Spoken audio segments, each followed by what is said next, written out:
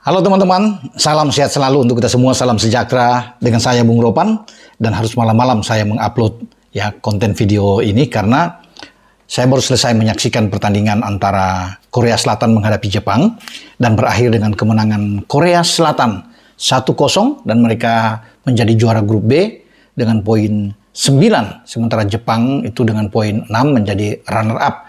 Maka sudah bisa dipastikan Korea Selatan akan menjadi lawan untuk tim nasional kita, tim U23 kita yang kemarin sudah menjadi runner up setelah kita memenangkan 2 pertandingan menghadapi Australia dan menghadapi Yordania. Kita bisa menang, ada 6 poin, sementara di atas adalah tuan rumah Qatar dengan 7 poin.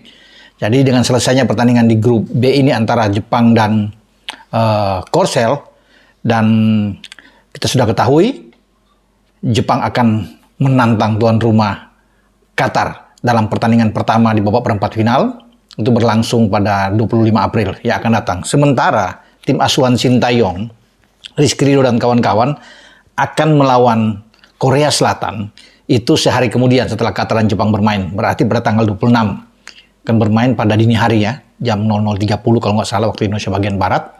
Dan kita harus siap. Jadi saya udah bilang sebelumnya mau Korea mau Jepang kita harus meladeni. Karena kalau kita bermain seperti melawan Australia, seperti melawan Yordania, saya rasa kita bisa memberikan perlawanan dan bukan tidak mungkin. Ada rasa optimis kita bisa mengalahkan Korea Selatan. Harus percaya diri menghadapi mereka karena kita juga memperlihatkan penampilan yang luar biasa, terutama dalam pertandingan terakhir di grup A di saat kita menghajar habis Yordania dengan 4-1. Korea Selatan bisa mendapatkan kemenangan lewat gol Kim Min-woo. Kim Min-woo ini masuk di babak kedua dan dia mencetak gol di menit 75 dan itulah gol sematawayang Korea Selatan ke gawang Jepang. Kalau melihat dalam pertandingan melawan Jepang, ya pelatih Korsel Hwang Sun-han ini bisa memainkan itu sekitar 10 pemain yang bukan starting 11 saat mereka mengalahkan Cina terakhir dengan 2-0. Jadi dia menggantikan semua pemain kecuali Cho Hyun Taek ya yang dia mainkan di pemain bertahan dan selebihnya itu pemain lapis kedua. Ini luar biasa. Nanti pemain-pemain terbaik mereka ada 5 pergantian termasuk Kim Min-woo yang masuk di babak kedua. Ini kan pemain-pemain yang ditampilkan saat menghadapi Cina, starting 11 terbaik. Nah, barulah semua pemain itu dimainkan di babak kedua. Tapi di babak pertama semua sampai ketika babak kedua baru dimulai 10-15 menit itu pelatih Korsel ini, Hwang Sun-han ini luar biasa ya. Memainkan pemain-pemain yang dia yakin walaupun menghadapi Jepang ini kan perebutan peringkat pertama dan peringkat kedua. Tapi ya mereka percaya diri dan akhirnya mereka bahkan bisa memenangkan pertandingan. Ini yang ramai yang akan kita tunggu dengan Sintayong orang Korea melatih tim Indonesia U23 akan berhadapan dengan negaranya Korea Selatan U23 yang tentunya ini mereka juga bertekad harus mengalahkan Indonesia karena mentargetkan untuk masuk ke babak semifinal untuk mengincar, membidik salah satu tempat di Olimpiade musim panas di Paris. Dan pasti seru duel antara Indonesia menghadapi Korsel.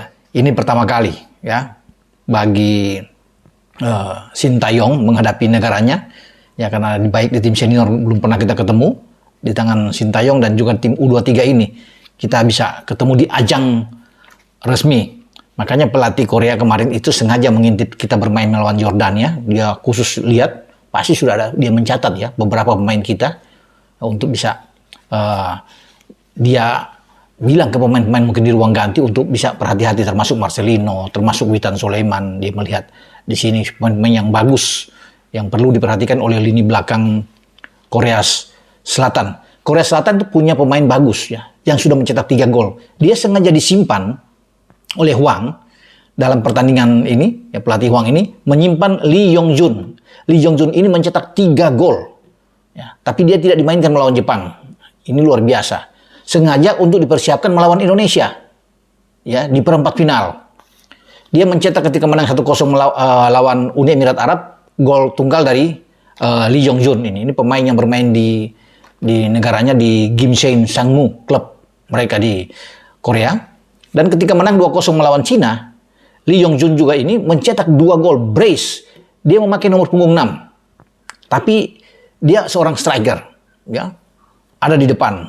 Karena Hwang itu memainkan dengan 2 pola yang berbeda. Kalau melawan Cina dan sebelumnya mereka melawan UEA, dia bermain dengan ya 4-2-3-1. Tapi melawan Jepang dia bisa merubah dengan 3-4-3 sama seperti STY memainkan di skema permainan timnas U23 kita dengan 3-4-3. Jadi memang menarik dan pasti kalau bisa dilihat Hwang ini akan menurunkan pemain terbaik melawan Indonesia. Mereka tidak akan menganggap remeh. Mereka sudah lihat Indonesia ini gawat ini kuda hitam yang harus hati-hati, harus diwaspadai.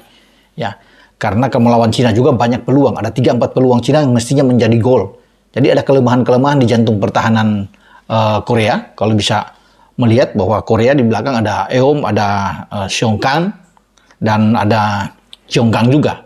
Ini 3 pemain yang akan dimainkan di belakang. Ya, di samping So Yun Taek, ya, Cho Yun Taek tadi.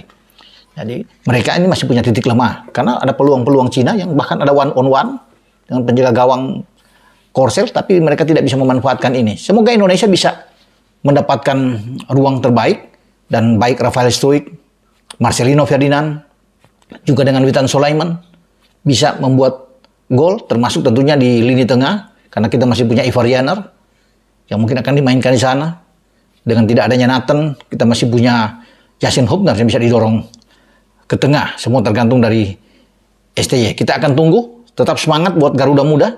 Nah, saya kira tidak perlu takut menghadapi Korsel, tapi lini belakang. Entah Ridho dipasangkan dengan Muhammad Ferrari atau dengan Komang Teguh, harus berhati-hati dengan pemain ini yang ada di belakang ini, ya. Ini bahaya nih. Lee Yong Jun yang sudah mencetak gol. Pencetak gol terbanyak sejauh ini untuk Korsel. Jadi ya kalau di kita kan ada Marcelino bersama dengan Komang Teguh yang masing-masing sudah mencetak 2 gol. Mereka pasti bisa mengantisipasi ini. Mereka tahu ya untuk bagaimana mereka berhadapan dengan tim yang bagus seperti Indonesia, karena tidak mudah buat mereka, buat Korea untuk mengalahkan Australia, mengalahkan Jordania. Ini suatu hal yang luar biasa.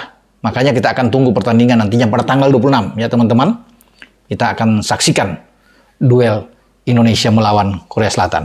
Oke, dengan saya Bung Ropan sampai di sini berbicara tentang lawan kita nantinya di babak perempat final Piala Asia U23. Ciao.